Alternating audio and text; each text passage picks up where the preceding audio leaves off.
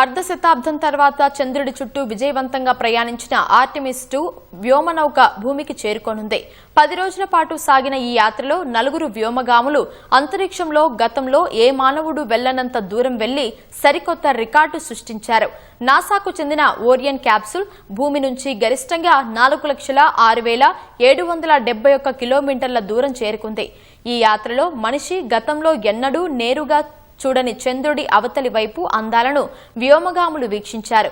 జాబిల్లికి సంబంధించి అద్భుతమైన చిత్రాలను కెమెరాలు, ఫోన్లతో బంధించారు. ప్రస్తుతం ఆర్టెమిస్ 2 మిషన్ చివరి దశలో ఉంది.